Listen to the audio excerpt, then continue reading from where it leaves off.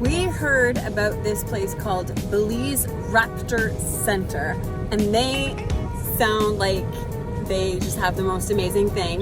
They rescue raptor birds, like hawks and eagles, I think owls, and they rehabilitate them and send them back, and they have some that they can't send out into the wild. At least that's what I think I know. I've only saw friends had pictures, and I'm like, this is something my family would love to do. So we're gonna go learn and really find out what they're all about. UnBelizeable Raptor Center. Hello. Welcome to the Raptor Center. Thank you. Where you guys coming from? From Belize City. From the city? Okay. You are originally from there? I'm originally from Canada, but Belize is home now, so yeah. Nice. And you are from Canada as well? No, I'm from Orange Rock. Orange Rock. Orange okay. Rockeño. I'm from Mexico. Yes, and your name? Jorge. Jorge, nice to meet Nice you. to Jorge. meet you. See a lot of birds today. A lot of raptors, owls, hawks, eagles.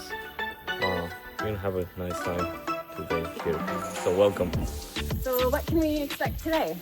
All right, instead of having the show inside the flight today, we'll just have you guys do a walk around. Myself, Rob, the director, intern, Amy, veterinarian, Jorge. Completely off grid.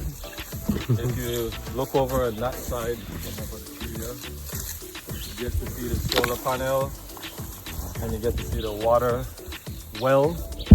And that's what we live off when it comes to energy and water supply. That's a place where they bring in birds. So we always like to help people to remember, start rescue, rehab, and then education. On the one side, we're not going to go to because we're trying to keep the human interaction to a minimum, because we're hoping that we'll be able to re-release the bird after he has been rehabilitated. Baby season, if you find young birds, people want to take it in as pet.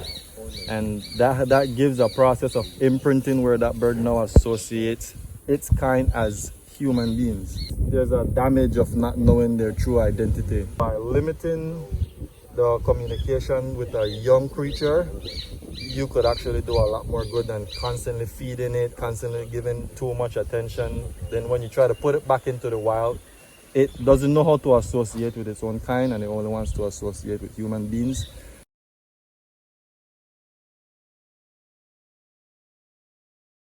Come and try it out. It's fun.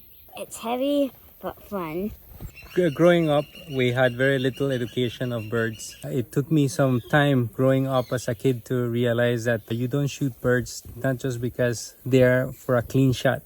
And I think it's something that we really have to consider in Belize. We have a majestic, beautiful jungle, but there's more education that needs to go beyond the books. The early stages of life of a raptor, your life expectancy is very low, because now you're putting everything to the test, and sometimes you could fail at that test. Prey items win sometimes. That's why in baby season they would take less risk of hunting something to harm them and hunt chickens. That's just to bring that part up.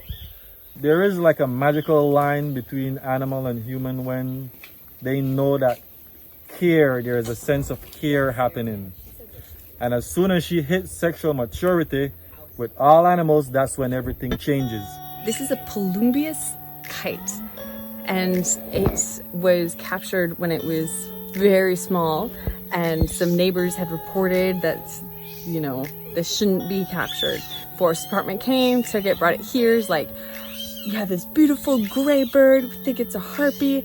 Everyone gets excited because harpies are huge, harpies are special, and they get it here and they're all ready for this harpy eagle, and they open it and here's this little gray bird. And while you're special, he is no harpy eagle. Whoa.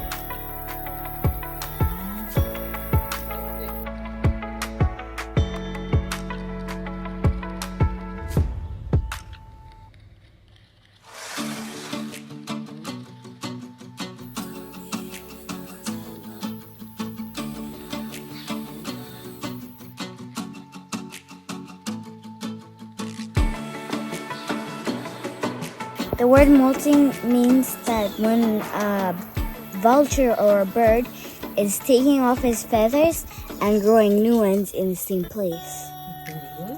Yeah. Do you think they drop them all at once?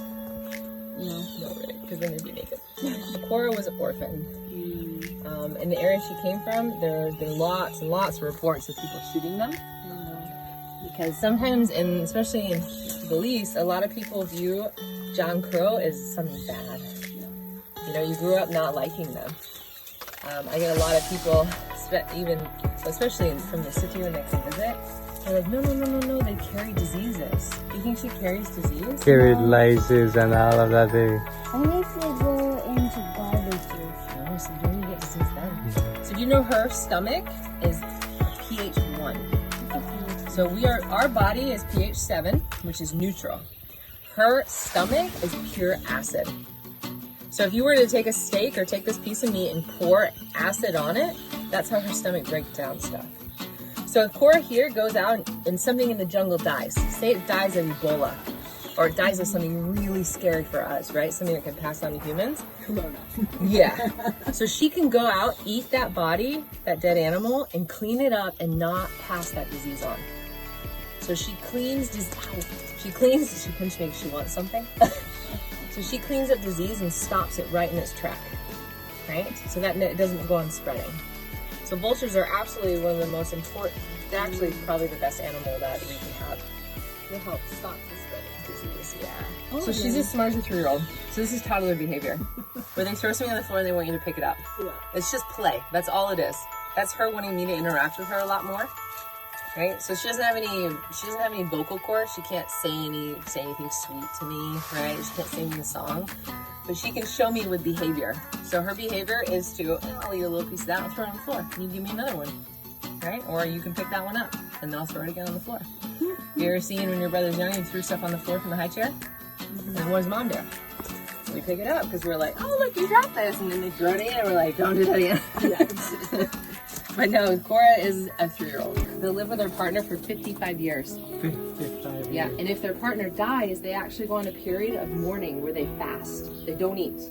And they mourn the loss of their loved one. So to me, that's like shows a level of love that we don't give a lot of animals, a level of emotion, especially. I have never learned so much about birds until today when I come here and experience not just seeing the birds, but literally seeing how Rob interact with the birds and the interns. Sarah, who fell in love with Belize, and if she would have never fallen in love with Belize, I don't think we would have this here in Belize. We have an opportunity to come and see this. If you're at home in Belize City or the country of Belize, you need to come and take a chance to come here. Yes, I know you're missing Chetumal, but this is way better than Chetumal for our kids. Yes, guys, for a little lesson on empathy and falling in love back with wildlife, everything comes into one circle. Come and find out about raptors here in Belize. Find out about the rescues, the rehab, and the education. You're just gonna fall right into a whole new world. So come on out, we're right in San Ignacio. Just a couple miles from the Contiki gas station sign. There are signs that you could follow to come to us. By calls for booking. It's free of charge, it's all donations. So you guys just come on out and have a beautiful time here at the center. So keep it unbelievable and stay tuned for the next video. Awesome, man. Remember, kids, don't be scared, be smart. And remember, kids, watch our videos and stay tuned. What do you think about Belize? I love it. I love that it's green, a lot of nature.